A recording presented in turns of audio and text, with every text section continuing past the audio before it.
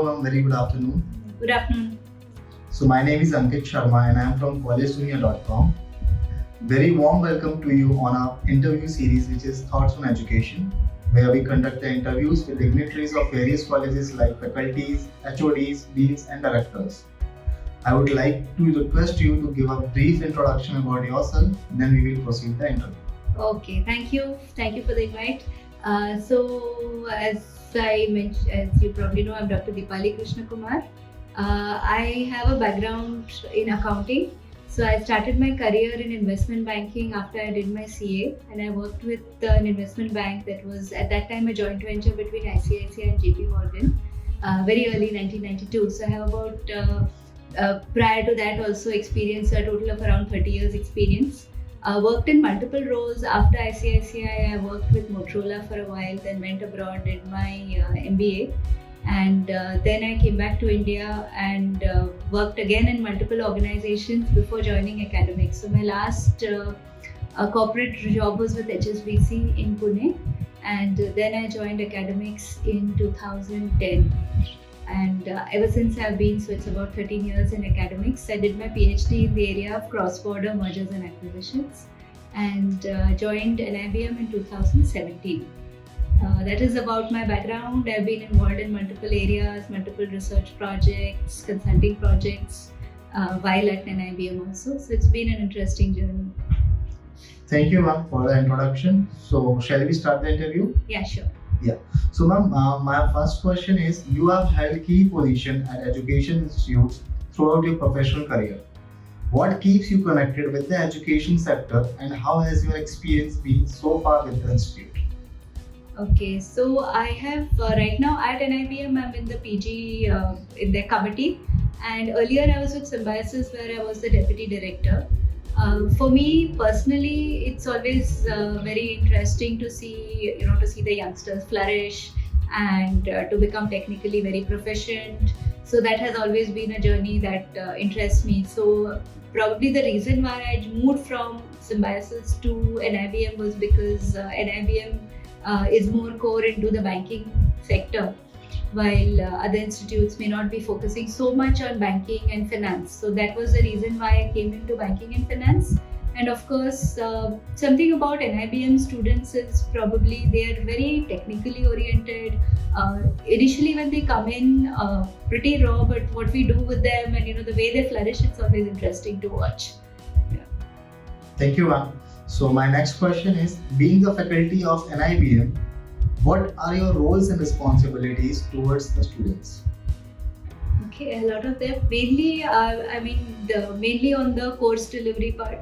So, seeing that you're doing your best for them in terms of delivering the course content. I start with a course which is dreaded a lot with especially with the engineers. So I do a course on financial accounting in semester 1.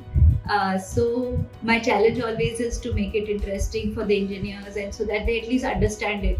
So I keep working with different ideas so that they are able to follow what is happening, and then it becomes a basis for them to really specialize in banking and finance. So that course, and so the delivery with that is, okay, how do you make it interesting? How do you bring in the latest of what is happening? So for example, if you're teaching accounting and then there is some news about, let us say, Go Mechanics or Byju's, which is in the news about accounting. So try to bring it in. So you're constantly looking for new interesting information to deliver it to the students and to engage them. So that has always been my interest. Thank you ma'am. So my next question is, how does the curriculum of NIBM ensure that the students are being prepared for the future? Definitely, this, especially if you look at banking and finance, right? They are equipped to go and start working on day one, which doesn't happen in probably in many other spheres. One is the curriculum itself is very intense and brings in a lot of real world perspective. Recently, we also went through a curriculum revision. And there we brought in, so when we were doing a revision, we had people who were faculty members at NIBM, we had faculty members from institutes such as IIMs, and then we had industry experts. So to bring in the best in the curriculum at NIBM itself. And then we also have, during the course, we have teaching which is done not only by core academicians, But we have our visiting faculty, adjunct faculty, the banking experts who are with us. So they're constantly being exposed to the real world. And the examples that we do, the case studies that they do, they're all related to real world examples. So I feel that they are very well equipped to go in and start working immediately. Then the guest sessions that they do, the competitions that they do, everything is geared towards what is happening in the real world. So thank you, ma'am, for your view on this. So my next question is, how do you try to bring in a practical approach towards subjects and make it industry oriented? So same thing. So whatever, even if you're teaching anything, you try to, so it's not like just debit and credit. So it is like, okay, how does this relate with what is happening in the industry, or how did somebody like an area which I find very interesting because I've been in accounting is how do earnings manipulation happen. So I would try to bring in some videos on what has happened, how frauds have been committed, so that you bring the real world perspective into what is happening, or some news which you find, some discussion on that. So it's not always possible, but I try my best to do that. Yeah. Okay, thank you, ma'am. So my next question is, what would you like people to know about your institute they may not know? Okay. So the one thing which I would suggest, people who are looking to do their MBA, doing their masters, if they're very certain, that banking and finance is what they would like to do, then they should definitely, look at NIBM as a prospect. So if there's somebody who's confused, that they should do, I don't know if I'm answering the right question, but if they're confused that do I want to do marketing, do I want to do HR as a career option, then probably they shouldn't look at NIBM. But if they're sure they want to do banking and finance, probably it is the best place in India. So if you're very certain that banking and finance is your interest area, then this is probably one of the best places in India. And because it is not so well known right now, it is a little easier to get in, or not as difficult than, let us say, getting into an IMA, but you're getting, or an IMC, but you're getting in the same level of knowledge. You're getting, equally. Sometimes our students, when they go for their internships, they say that they are doing better than students from IIMs. So that is something which is genuinely their, the knowledge that they gain is really useful for them, and they would do well wherever they go. And that's what we see, the way they progress through their career subsequently.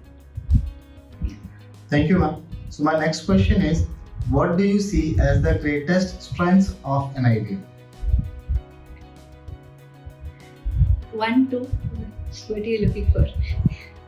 Okay, so greatest strength would be in terms of the quality of the faculty, quality, the level of commitment that you find that people have towards the students, which I have not seen so often elsewhere, and also the exposure that they get, because they are exposed to, for example, the RBI governor coming in and giving them a speech for their commencement ceremony, when they graduate, or they get exposed to bankers, and the interface, the connect that they have with industry is really very good. So it is good to know the kind of efforts you are taking towards the students for their career and the learning. So my next question is, what are some of the biggest challenges you see both for higher education in general and for NIBM specifically?